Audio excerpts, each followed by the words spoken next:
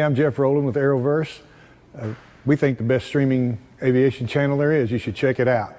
We're telling you a little bit of a history of some of these airplanes that were so instrumental in our lives. Charles has his PA-11 and his Great Lakes, and as I was growing up and deciding to be a pilot, I decided, because I saw this unusual airplane one time, this Bücker, I decided right then and there I had to have one. It became an obsession with me. I read everything about it. There was no internet. I couldn't find out or find pictures. I only had what was local. But fortunately, there was one locally in Fort Worth, and I was completely intrigued by it. So it seemed like a long time then. You know, 9 years goes by, and I find one for sale, and I bought it and rebuilt it myself. And I'll tell you on another time all the impact that this airplane had in my life.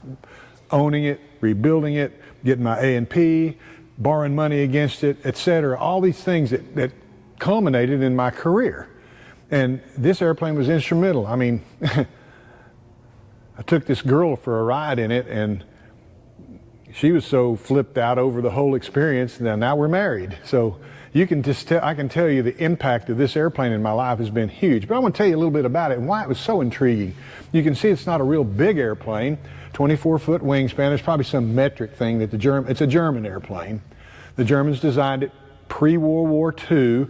Under the Versailles Treaty, they weren't supposed to have warplanes, but they started, Hermann Goering set some specs out. They wanted to start training pilots for their future Luftwaffe, and we let them get away with it. You know, they made a mockery out of the whole thing and put it like it was a flying club airplane and all that. But ultimately, they trained Luftwaffe pilots, and ultimately they licensed and sold these to other countries, and other countries licensed, built them, etc. This happens to be a version that was built in Spain under license by the Casa Corporation. They're pretty much identical. A magnificent airplane though, but like I said, it's not real big. Typical of the Europeans, the Germans didn't have the fuel we had. It's half the size of a Stearman, which was our counterpart here. And Hermann Goering spec'd out that the wing panels need to be interchangeable and all kinds of weird stuff like that. Apparently all you do is flip the fittings around and put a couple of patches on it, and you could use a bottom wing for a top wing or vice versa. I don't think practically they ever did it, but that gave it 4 ailerons. And if you'll look, the ailerons are all hooked together, and which made it a much better aerobatic airplane, if you will. And the control rod goes out into the bottom wing, and of course the top aileron is slave to it. It's a really unusual system. Look how loose the wires are, but that's normal. And whereas the wires in here are like boom, you know. And so it's a very unusual airplane. I'll tell you some really unique things about it. Rebuilding it several times, that I've owned it for 47 years. I know every inch of this thing intimately, but it's a very intricate airplane. The Germans built it super light. This wing panel and this wing panel, when they're off the airplane, completely covered and finished, weighs 25 pounds. It's got the most beautiful sticks that it's built out of, and the spars are routed. I mean, it's a magnificently built airplane for what it really is, by Anderson, is that his name? The engineer at Bücker Corporation was an engineer par excellence, a typical German, but even more so.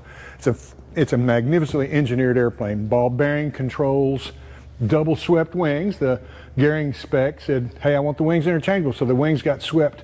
That's why it was such a great aerobatic airplane. With both wings swept, when you did a snap roll, you got even more action out of it. And so it was the preferred mount back in the 30s and 40s for aerobatics. Anyway, I got this one in 1978 and completely rebuilt it, and I've done it a couple of times since then. Since then, also, I replaced the European engine with a modern American engine. I tried to keep the look as much as I could, but it was very unreliable. I took this, since you're filming this, I took this out of a publication that this was a squadron emblem for a training squadron. This was a training airplane. And so you can see the German chasing the Allies and winning. He's got a smile on his face. And so this was a training squadron symbol. So I painted that on there. I thought that looked really cool. It's probably not authentic as far as the rest of the airplane, but I didn't care. I just thought it looked really neat. And I had stickers made that, like the original factory ones. This happens to be the gas tank. Very typical of that era of airplanes. Otherwise, it's pretty standard. It's made of steel tubing and wood. And that's the form you get, is off of the wood. And The wonderful part of this, and I've let people fly it over the years, like Charles. It's kind of how we met. I said, hey, you want to fly my Bücker? He's like a kid. He said, well, since you know what a PA-11... That's the one that took a ride with me and got hooked. Is my power of persuasion because of this cool romantic ride I took her on. I told her one day, I said, well, you can't wait forever. It's a good day for flying. So she caved and went up with me. I was very gentle with her. We flew around, looked at houses and places we lived. You kept me up 45 minutes. 45 minutes so she could calm down. She was trying to put imprints in the steel. So tense and finally relaxed. And then I said, well, it's time to ruin Six Flags for you. And we had parachutes and stuff. She didn't really know what was buttoning her all in. And so I did some mild aerobatics, and we got a little more aggressive. I didn't do any outside stuff, which this airplane's perfectly capable of. It's got a full inverted fuel and oil system. And I've never heard of him tearing one up. They're super strong and they're so light, but we did some loops and rolls, and I don't think I did a Lumshevak, but... Yes, you did, because I loved it. Yes, you did, that's right. And then we ended up with we started at altitude and ended up with a regular spin into the pattern and then landed. And so she was pretty much hooked on it, and I guess hooked on me. I don't know. A few years later, I find us dating, and in a few more years, here we are. We have a new rule amongst us. Since it hooked me and got me emotionally attached to this guy, you are not allowed to take any other woman because I don't want any other woman to get emotionally attached to you. I had no idea the power of that emotional attachment. It was true. And I've got a risque comment I can make. When I took a guy's daughter, she was 21, and he said, hey, take my daughter for a ride. Okay, we flew around, and it was wonderful days, puffy clouds. We're up flying around them, you know. And when we're taxiing in, I didn't think anything about it. She hits the intercom. By then I had an electrical system and an intercom. She goes, does this thing ever get you laid? And I'm like, I was thinking, holy cow, what's she saying? So looking back from Cleo saying, you have no idea the emotional side of this airplane, I realized I could have, I guess, but I didn't. Somehow my brain took over, the real brain took over, and I avoided that problem. But holy mackerel, it's got a real romantic type feeling to it when you're flying it. It's open cockpit, it's pretty fast, you know, it's fully aerobatic, it's a blast to fly, and it flies so beautifully.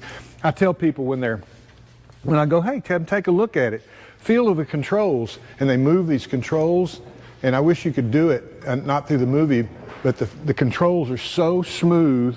It's all ball bearings, and basically it flies like that in the air.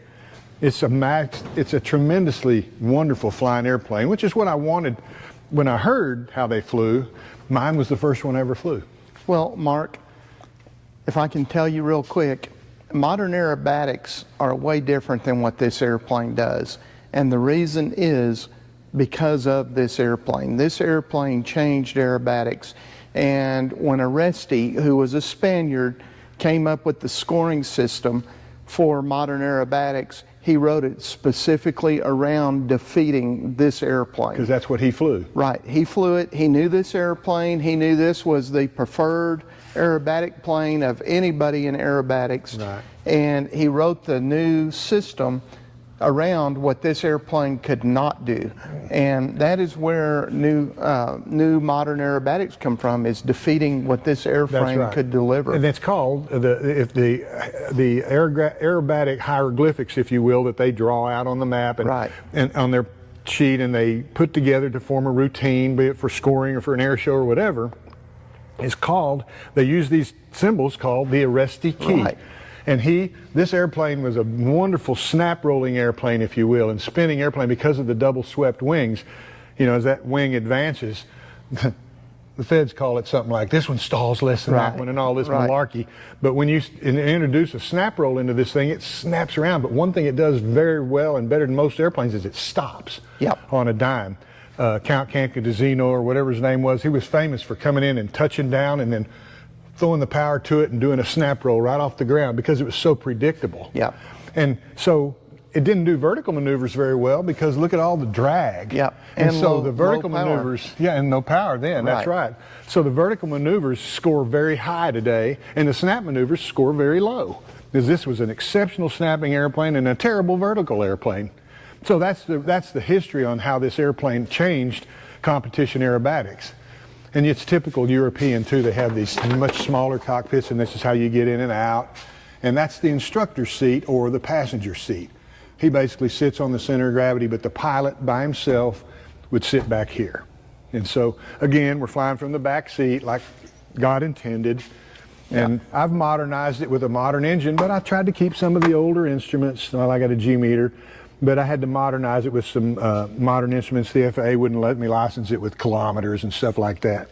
But I still got the original switches, and I did put some radios in it, but it's essentially the same as it was.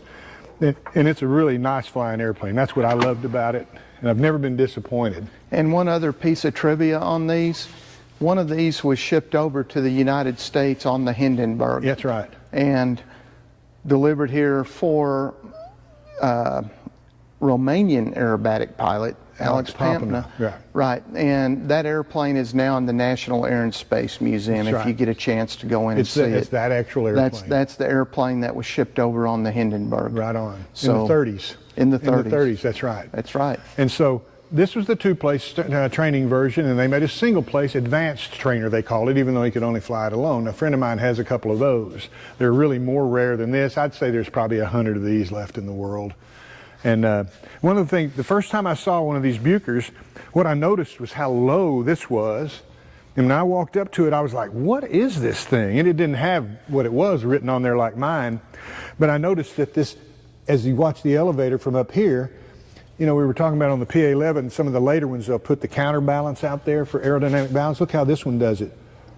And so it's got the aerodynamic balance when the stick's back or forward. They're streamlined, of course. Yeah. And so that was one of the very first things I noticed about this airplane is it was so different. It was so different and so interesting. And I've been intrigued with it ever since. It was a very interesting look into the German engineering psyche. It truly was.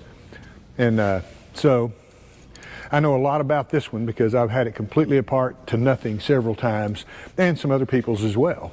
So by default, I've become kind of a semi-expert on them because I've got so much experience with them, you know. And I can't find one thing on this airplane that I would change.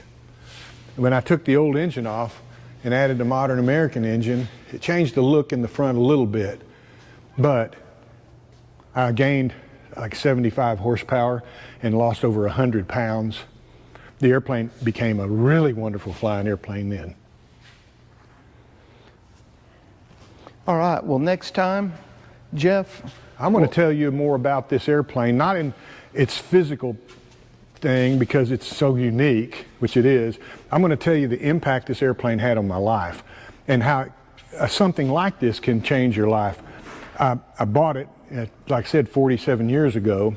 I was a young man, and I've used it in so many things in my life, not just to get married to Cleo, but in advancing my professional careers and all the things that you can't, the intangibles that you can't see from owning an airplane. So if you want to see more of this, we're going to have more of these sort of things, and we're going to tell you how you can do something like this.